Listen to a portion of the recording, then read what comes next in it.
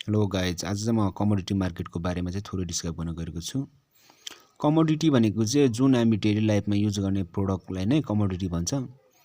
Commodity चाहिँ अब दुईटा प्रकारको हुन्छ। एउटा चाहिँ एग्री कमोडिटी भयो, अर्को चाहिँ अनि non agri commodity. Agri commodity भित्रमा चाहिँ अब राइस, ओइल, ब्ल्याक पेपरहरू पर्छ भने अब नन एग्री कमोडिटीमा चाहिँ gold, silver, copper, LP gas अनि अब क्रुड ओइल जस्ता चिजहरू पर्ने गर्दछ।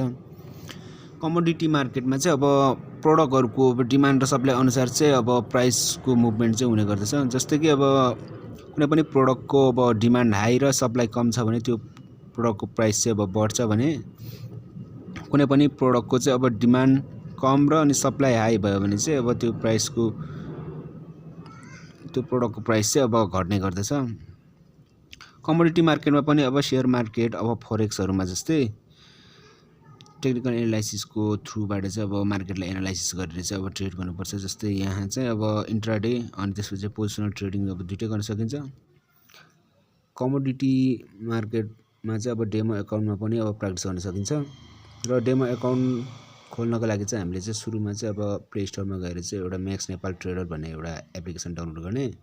त्यस पछाडि चाहिँ अब यस्तो टाइपको त्यो आउँछ। त्यो डाउनलोड गरेपछि त्यो ओपन गरेपछि यस्तो आउँछ। त्यसमा चाहिँ अब ओपन लाइभ एकाउन्ट र त्यसपछि ओपन डेमो एकाउन्ट भन्ने दुईवटा अप्सन हुन्छ। हामीले चाहिँ अब नयाँ ट्रेडरहरूले चाहिँ अब सुरुमा अब डेमोमा प्र्याक्टिस गर्नु त एकदम बेटर हुन्छ।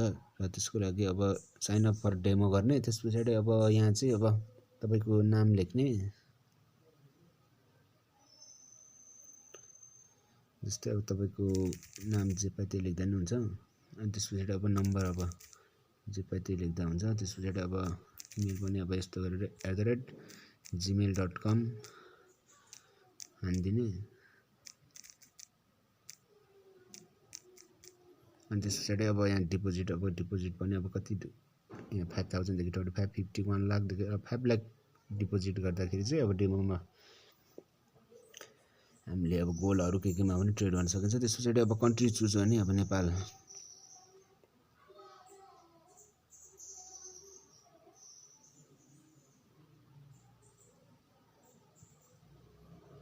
चुज गर्ने। त्यस पछाडि अब सब्सक्राइब न्यू सेल लेटर्स गरेर त्यस पछाडि अब सबमिट गरिदिने। यति गरेपछि अब तपाईँको डेमो एकाउन्ट खोलिसक्यो। अब यो लगइन पासवर्ड र अनि पासवर्ड चाहिँ तपाईँले स्क्रिनसट गर्दा पनि हुन्छ। अनि त्यस पछाडि अब यहाँ अलरेडी आइसकेको हुन्छ लगइन। अनि त्यस पछाडि अब पासवर्ड आउँछ। त्यस पछाडि तपाईँले लगइन गर्ने। डेमो एकाउन्टमा चाहिँ हामीले अब 4वटा पेयरमा चाहिँ हामीले ट्रेड गर्न सक्ने रहेछ। गोल्ड, क्रुड ओइल, सिल्भर अनि कपर। अब यसको चाहिँ अब यो गोल्डको यसमा चाहिँ क्लिक गरेर हेर्दाखेरि अब यहाँ चार्टहरू देखाउँछ। अब तपाईँको चार्ट अब कुनबाट अब क्यान्डल स्टिकको थ्रुबाट अब यसरी इन्डिकेटरहरू तपाईँले कस्तो टाइपको इन्डिकेटरहरू युज गर्ने तिनीहरू सबै अप्सन हुन्छ। र यही अनुसार तपाईँले अब बाई र सेलको अप्सनहरू लगाउन सकिन्छ। र यसको टाइम फ्रेम अब कति मिनटको 5 मिनटको टाइम फ्रेममा गर्ने कि 10 मिनटको कि 15 मिनटको टाइम फ्रेममा चाहिँ अब तपाईँ अब ट्रेड गर्ने, त्यो सबै अब यहाँ अप्सनहरू हुन्छ। यसरी नै अब तपाईँहरूले अब डेमोमा प्र्याक्टिस गर्ने। त्यस पछाडि आफूमा एउटा केही कन्फिडेन्ट बिल्डअप भइसकेपछि मात्र अब लाइभ एकाउन्ट खोलेर चाहिँ अब तपाईँले पैसा डिपोजिट गरेर चाहिँ अब ट्रेड गर्दा चाहिँ एकदम बेटर हुन्छ। र आजलाई यति नै।